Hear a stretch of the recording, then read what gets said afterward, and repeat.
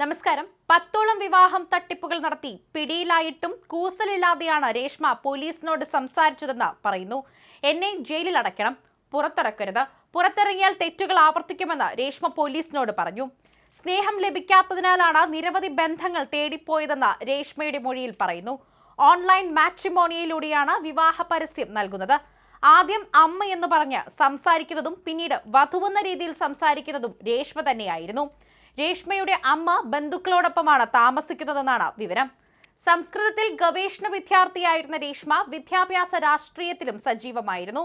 AKRSA എന്ന ഗവേഷകരുടെ സംഘടനയുടെ പ്രസിഡന്റായും രേഷ്മയെ തെരഞ്ഞെടുത്തിട്ടുണ്ടെന്ന വിവരം മറുനാടനാണ് പുറത്തുകൊണ്ടുവന്നത്. രേഷ്മയുടെ വിവാഹ തട്ടിപ്പ് വാർത്തകൾ അക്ഷരാർത്ഥത്തിൽ ഒപ്പം പേടിച്ചിരുന്നവരെ പോലും ഞെട്ടിച്ചു കളഞ്ഞു.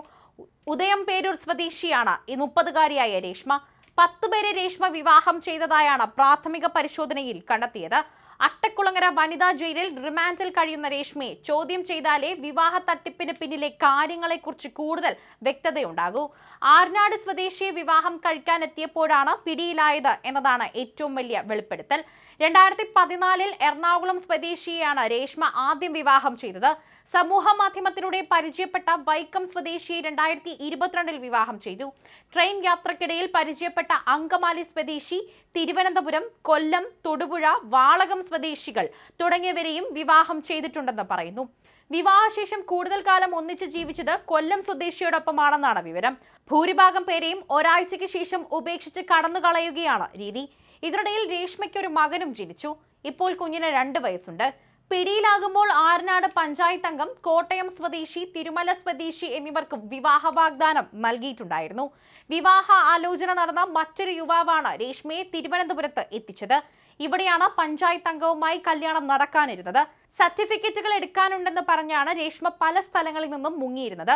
വിവാഹം കഴിഞ്ഞ് വരന്റെ വീട്ടിലേക്കുള്ള യാത്രാമധ്യേ വാഹനത്തിൽ നിന്നിറങ്ങി താലിമാലയും ആഭരണങ്ങളുമായി മുങ്ങിയ സംഭവങ്ങളുമുണ്ട്. ബീഹാറിലെ സ്കൂളിൽ അധ്യാപികയാണെന്ന് പറഞ്ഞിട്ടുണ്ട്. വിവാഹം കഴിച്ചവരുടെ വീടുകളിലേക്ക് ഇടയ്ക്കിടെ വിളിക്കാറുള്ളതിനാൽ ആർക്കും അധികം സംശയമുണ്ടായിട്ടില്ല. അതേസമയം തട്ടിപ്പുകളെ പറ്റി കൂടുതൽ വിവരങ്ങൾ പുറത്തുവരാൻ ഇനിയുമുണ്ട്. കേസിൽ പോലീസ് വിശദമായ അന്വേഷണം നടത്തി വരികയാണ്. 2017 വരെ ആദ്യ വിവാഹം കഴിച്ച ആളോടൊപ്പം തന്നെ താമസിച്ചു. പിന്നീട് പിരിഞ്ഞ് 2022 4 വിവാഹം കഴിച്ചു. 2023 കുട്ടിയുണ്ടായി. 2025 ഫെബ്രുവരി 19 മാർച്ച് 1 ഓരോ വിവാഹങ്ങൾ കഴിച്ചു.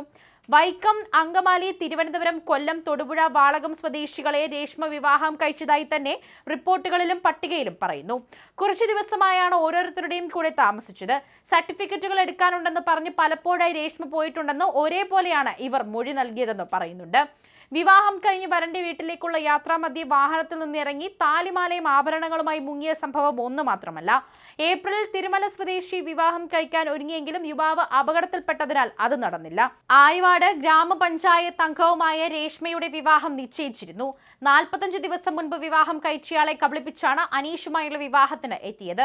രേഷ്മയുടെ പെരുമാറ്റത്തിൽ സംശയം തോന്നിയ അനീഷും സുഹൃത്തായ ഉഴമലക്കൽ ഗ്രാമപഞ്ചായത്ത് അംഗവും ഭാര്യയും ചേർന്ന് രേഷ്മയുടെ ബാഗ് പരിശോധിച്ചപ്പോഴാണ് മുമ്പ് വിവാഹം കഴിച്ചതിന്റെ രേഖകൾ കണ്ടെത്തിയത്. തുടർന്ന് പോലീസിൽ പരാതിപ്പെടുകയായിരുന്നു.